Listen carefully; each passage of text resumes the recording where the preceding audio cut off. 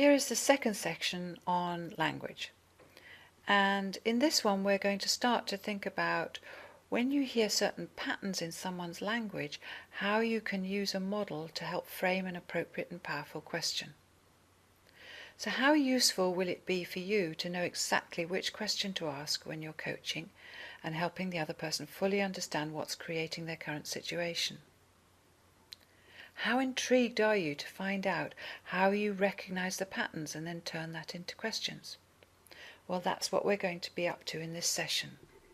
So our objectives in this session are firstly that you'll be able to explain the importance of the meta model for coaching, that you'll be able to identify the impact of deletions, generalisations and distortions on the achievement of results, and that you'll be able to analyse how to respond to deletions, generalisations and distortions in a person's language. We're going to look at a model of language called the meta model. This was created by Richard Bandler and John Grinder in their work on modelling excellence. Bandler and Grinder modelled some excellent change agents. These are people who are able to help people change in very elegant ways. And in particular they studied the work of Virginia Satir and Fritz Perls. And they found that they were able to help people change by getting people to go back to the source of information from which they'd created their distortions, deletions and generalisations, and to help people begin to take responsibility and ownership and to think about how they can move forward. So the idea of the meta model is to recover more detail about the situation so you can then help the person find other solutions. This model is one I use a lot in coaching, and you may well find it's very useful in all sorts of other areas of your work and life too. So we're going to consider deletions, generalisations and distortions separately. First, let's think about deletions. The first type of deletion is called a comparator. The names of these language patterns are not important, but what is important is to be able to recognize the pattern and then ask a question in reply. So a comparator is where someone is comparing themselves with someone else or comparing their performance to something else. So if someone said to you something like, "She's a better person than me," what more information would you want to know before you could start to help? Well, it may be better than who, or compared to who. Or in other situations you may ask, better than what, or compared to what. So we very often do comparisons, and sometimes they're useful and other times they cause us a few problems. So I remember coaching someone not so long ago on a time management issue. And when I started to talk to this person about the issue, they said to me that they just never got enough done in a day. So when I started to delve into that and to get some more detail and to use meta model with that and to really investigate what she meant by enough, I said to her, well, how did she know when she'd done enough? What was she comparing herself to? And then she realized that what she had been doing was that she had had this to-do list, and what she'd been doing was to put everything that came, that tasks that she had to do, on the to-do list, whether they were to be done in 6 months' time, 3 months' time, a week's time, or on that particular day. So it was hardly surprising that when she got to the end of the day and she just only ticked a few things off from this enormous list, that she started to get demotivated. But you see, by challenging that, I was then able to help her think of other ways that she could handle the to-do list so that she stayed motivated. The next pattern has the wonderful title of lack of referential index. And all that means is that someone has missed out or deleted the person or thing that is being talked about. This happens when someone says something like, "They don't work hard," or "it doesn't help." So the question you'll want to ask is, who exactly doesn't work hard? Or what exactly doesn't help? Getting specific like this then helps the person understand what is happening and helps you as the coach find the next question to move on with them. If we take, they don't work hard, and then you ask the question, well, who doesn't work hard? And the answer is, the rest of the team. Who exactly in the rest of the team doesn't work hard? Well, it's the two supervisors. Now you can start asking about what it is that the two supervisors are or are not doing and how this person can handle it. Now we come to a pattern called simple deletions. And this is where, in a similar way to the last pattern, useful information has been left out. And in fact, in any sentence there are deletions. We just can't help do it. We can't give everybody absolutely every minute detail of things that are going on. So if someone said to you, I'm very unhappy, what information would you need to be able to start to help them? What questions will you ask to get that information? It could be something along the lines of, well, what are you unhappy about? Or who are you unhappy about? Or perhaps someone will say something like, I just can't cope. So what will your response be? What can't you cope with? Or who can't you cope with? Because once you've filled in those gaps in the information, then you can start to help the person. The last one under the heading of deletions is called nominalisations. These are important ones to spot because they're often the cause of someone getting stuck. Nominalisations are where a verb or a doing word has been turned into a noun or a thing. So, to communicate has been turned into a communication, or to observe has been turned into an observation, or to manage has been turned into management, or to supervise has been turned into supervision. The effect of this is to turn something that is really a process and has movement and action into something that is solid and stuck. For example, if someone said, there's no communication around here, and who hasn't heard that one? Well, then all of a sudden they have turned the process of communicating into a thing that is solid and stuck. So your response with a nominalisation is to turn it back into a process or action by asking something like, well, who is not communicating with whom? Now you have movement back in it all. Or someone may say, I can't make the connection. And you'll ask, what would you like to start connecting? Or someone may say something like, I have anxiety. So in their mind and language, they have turned the process of being anxious into a solid thing, anxiety. It makes it seem much more permanent and something that you have and that's it. But if you turn it back into a process by asking the person something like, what is it you're being anxious about right now? Then it seems like something less solid and with the possibility of movement. Or if someone says, there's total misery in this office, the response may be, what is it you're miserable about? Or even, what are you being miserable about? Responses like that start the person to think about what action they can take rather than being stuck in total misery. So those are deletion language patterns and the responses you may like to give when you hear them.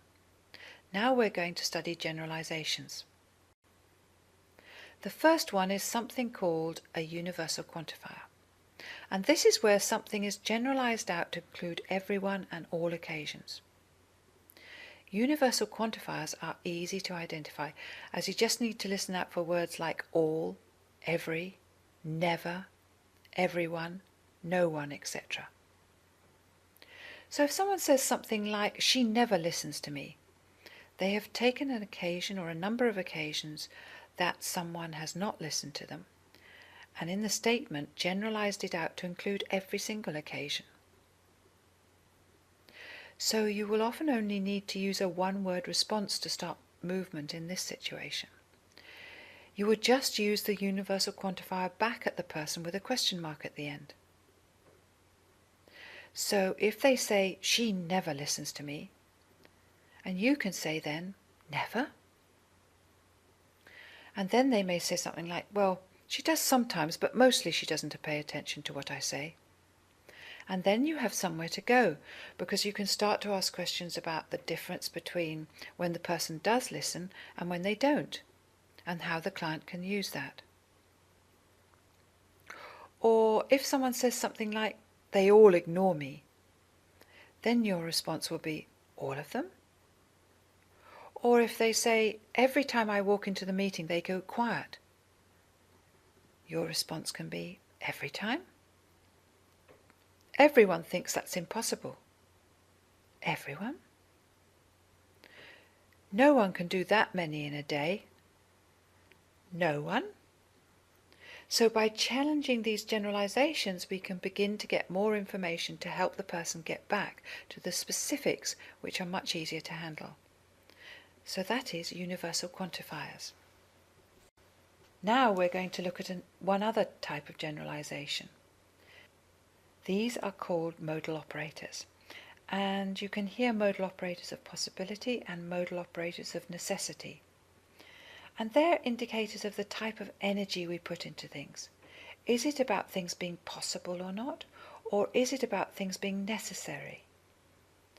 Let's start with modal operators of possibility. These are about whether someone has generalized to conclude about whether something is possible or not. Because once they've made that generalization, they will take it for granted and then act on the basis of the generalization. So you will want to challenge them on the basis of the generalization so that they can discover whether it's helping or not. And in order to identify modal operators of possibility, you'll want to listen out for words like can, can't, could, couldn't, will, won't, would, wouldn't, it's possible and it's not possible.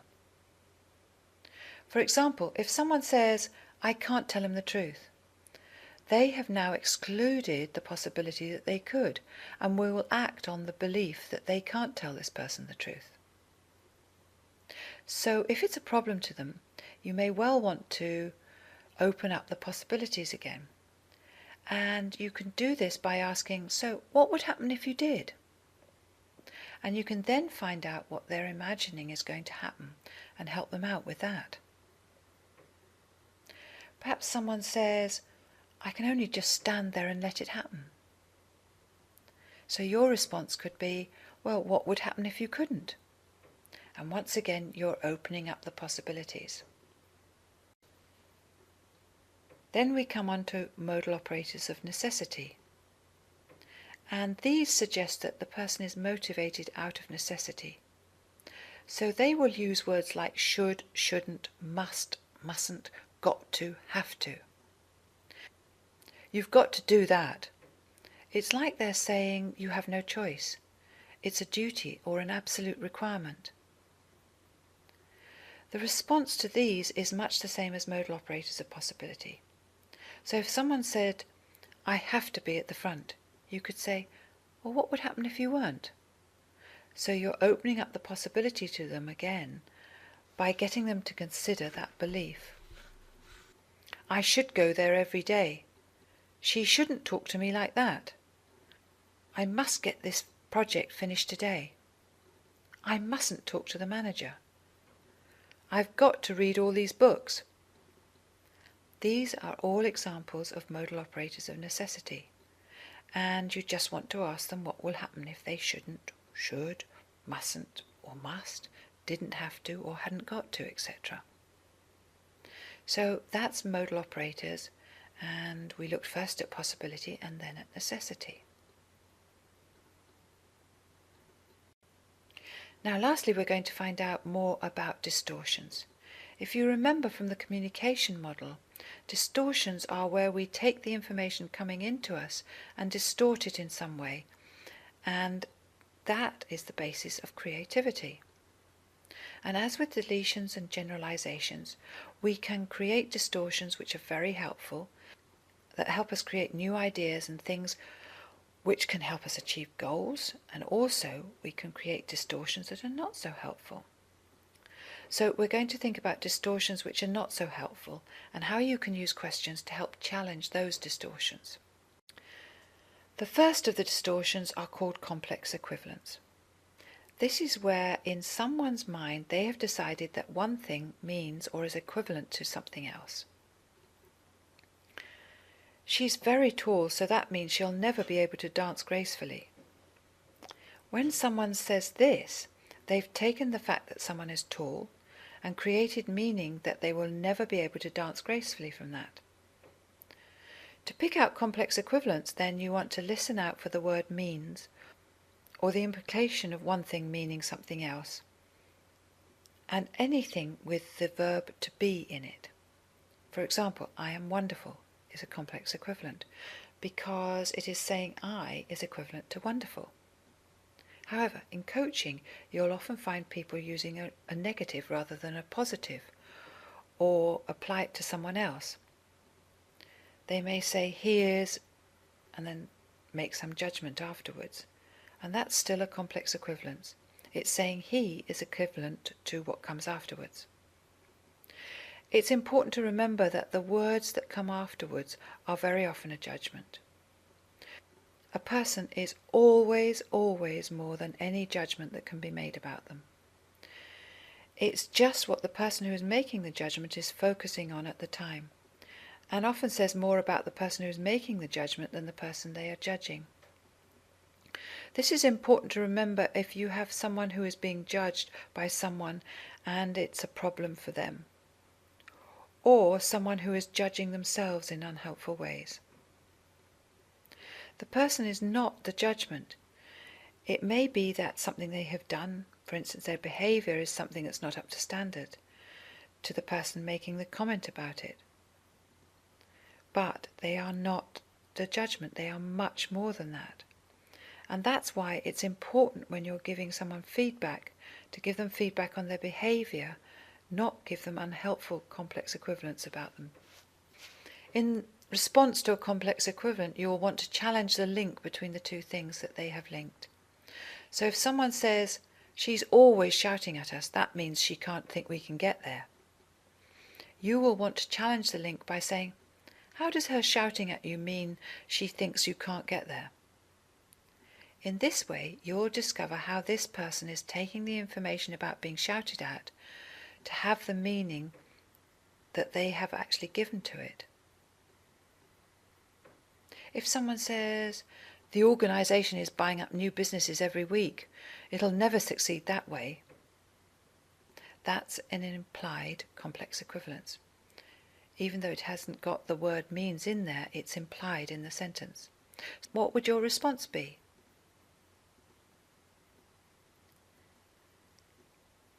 It could be, well, how does the organisation buying up new businesses mean it will never succeed that way? And then you have the statements with the verb to be in it. For example, I'm a total failure. The response for that would be, well, how do you think you're a failure? You will then discover how they have created this meaning about themselves and how they have linked themselves to being a total failure. Next, we have cause effects. They are very interesting. This is where the cause of something is wrongly put outside themselves. And you'll be able to identify these by words like because, in order to, makes, if so-and-so so-and-so happens, then, or as so-and-so so-and-so happens, then.